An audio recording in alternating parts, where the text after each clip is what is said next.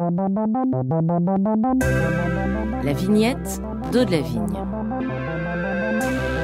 Aujourd'hui, 5 minutes avec un comédien dessinateur. C'est différent. Bonsoir à toutes et bonsoir à tous. C'est assez rare de pratiquer ces deux arts, celui de la comédie d'un côté et celui du dessin de l'autre côté. Et c'est pourtant bien les deux activités menées en parallèle et professionnellement par notre invité, puisque c'est la vignette ce soir avec Hervé Walbeck.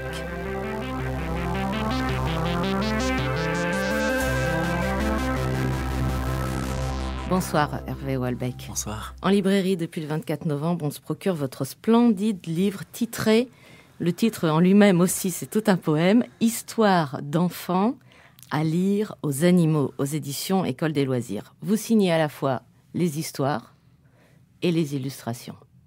Alors on va essayer de comprendre comment ce petit livre réussit à nous réjouir autant. Peut-être en prenant tout simplement le titre de ces petites histoires. La fille sauterelle, les larmes escargots, l'enfant phasme, le poisson lampadaire. Le poisson lampadaire. On s'arrête sur cette histoire. Qu'est-ce qui se passe dans le poisson lampadaire ? C'est un poisson qui devient lumineux la nuit. Le petit garçon fait un élevage de poissons avec ses parents, avec son papa. Ils le mettent devant la porte et comme ça sert de lampadaire. Et le maire du village passe et il trouve ça très bien, ça permet de faire des économies. Alors ils font un élevage de poissons et ils en mettent partout, dans toutes les maisons, dans le village. Et au bout d'un moment, tout le village est éclairé aux poissons. Phosphorescent, c'est magnifique. Ouais, phosphorescent. Le problème, c'est qu'ils font ça l'été. Et puis l'hiver, en fait, l'eau gèle. Alors les poissons meurent et toute la ville se retrouve plongée dans le noir et tout le monde est très en colère et les gens viennent chez le petit garçon et ils sont furieux.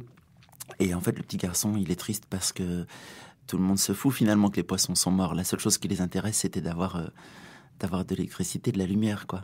Voilà, ça c'est en deux phrases. En un trait car il y a vos illustrations, vous dessinez... Alors il n'y a pas de couleur. Non, il n'y a pas de couleur. Même s'il y en a beaucoup dans les histoires. Et c'est un trait... Il est très simple, très vivant, très souple, très aimant, très généreux et très précis.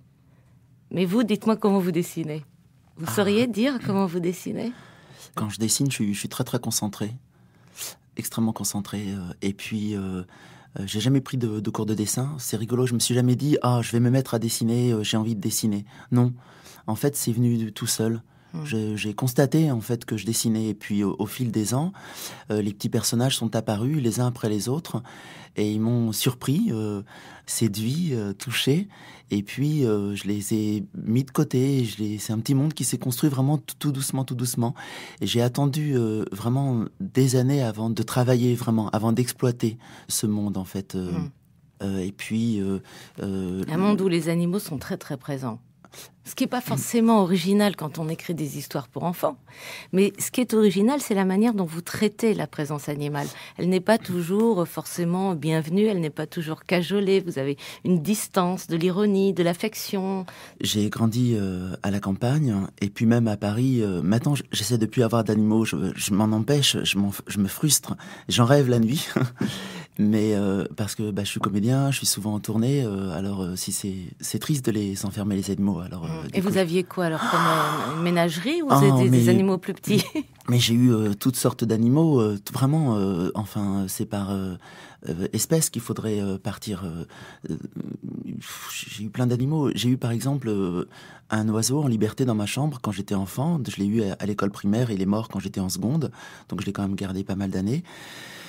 C'était un verdier et il était en liberté dans ma chambre. Il n'avait pas de cage. Et toutes mes années, d'enfance et d'adolescence ont été vraiment marquées par le lien très personnel que j'ai construit avec cet oiseau. Il s'envolait pas quand on ouvrait la fenêtre. Il restait toujours dans ma chambre. Dès que j'entrais dans ma chambre, il se posait sur ma tête. Les gens savaient pas dire qui de l'oiseau ou de moi sifflait. On avait une relation très, très personnelle, très particulière. Je passais des heures, vraiment des heures à regarder les animaux, à les écouter, à les apprivoiser. Quand j'étais enfant, en fait, quand j'avais 8-10 ans, je pensais que j'avais un pouvoir pour parler avec les animaux, pour les guérir, pour les sauver. C'était ce qui m'intéressait le plus, en fait. Voilà. Merci beaucoup, Hervé Walbeck. C'est pour ça qu'il faut se procurer votre livre « Histoire d'enfants à lire aux animaux ». Vous ont-ils entendu à l'instant? On saura peut-être ça demain aux éditions École des loisirs.